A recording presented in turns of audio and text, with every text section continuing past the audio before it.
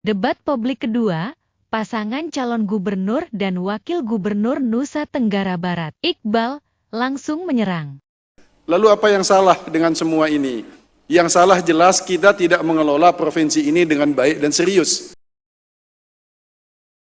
Debat publik kedua pasangan calon gubernur dan wakil gubernur Nusa Tenggara Barat mengusung tema pengembangan potensi daerah untuk kemajuan Provinsi Nusa Tenggara Barat.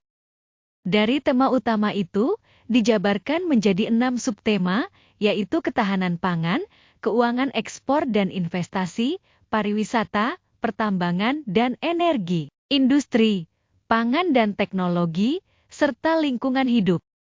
Debat publik kedua, pemilihan gubernur dan wakil gubernur Provinsi Nusa Tenggara Barat, Pilkada 2024 ini dilaksanakan di Lombok Raya Hotel Mataram, Jumat 8 November 2024.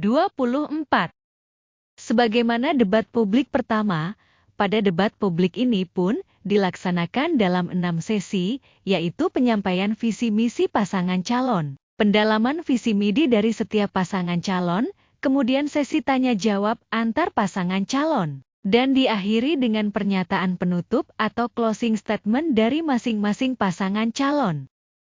Sedangkan peserta debat publik, tentu saja, pasangan calon peserta pemilihan gubernur dan wakil gubernur Provinsi Nusa Tenggara Barat. Pasangan calon nomor urut 1, yaitu pasangan Siti Rohmi Jalilah dan Musyafirin. Pasangan calon nomor urut 2, yaitu pasangan Zulkifli Mansyah dan Suhaili Fadil. Pasangan calon nomor urut 3, yaitu pasangan Lalu Muhammad Iqbal dan Indah Damayanti Putri. Pada sesi penyampaian visi dan misi, pada debat publik kedua ini, yang mendapat giliran pertama untuk menyampaikan visi, misi dan program strategisnya adalah pasangan calon nomor urut 2, yaitu pasangan Zulkifli Mansyah dan Suhaili Fadil. Pada sesi penyampaian visi dan misi itu, Zulkifli Mansyah dan Suhaili menyederhanakan tema umum dalam debat publik kedua ini dengan kata kunci, industrialisasi dan hadirnya pembangunan yang berkelanjutan. Karena, menurutnya tidak ada daerah atau negara sekalipun bisa maju tanpa adanya industrialisasi.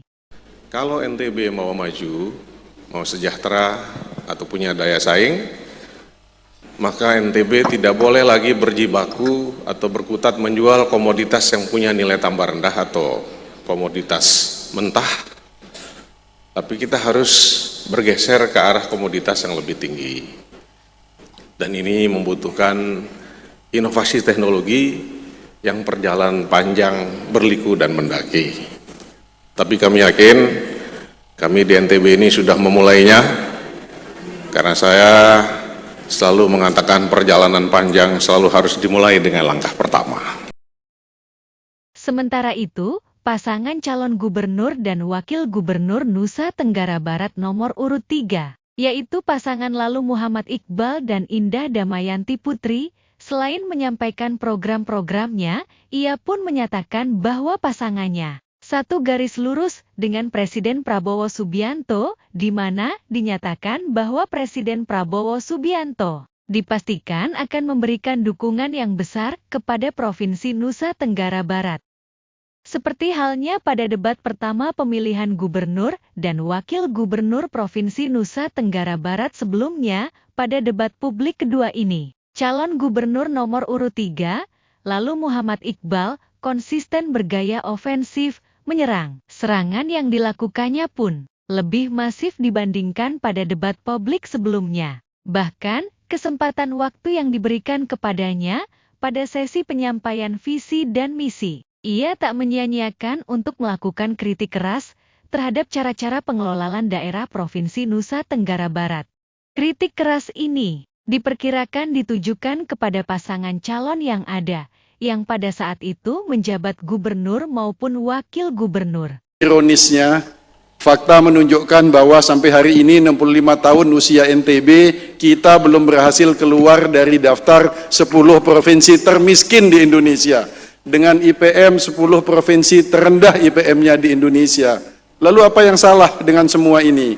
Yang salah jelas kita tidak mengelola provinsi ini dengan baik dan serius. Kita perlu mengelola provinsi ini dengan baik dan serius. Lalu ke depan bagaimana?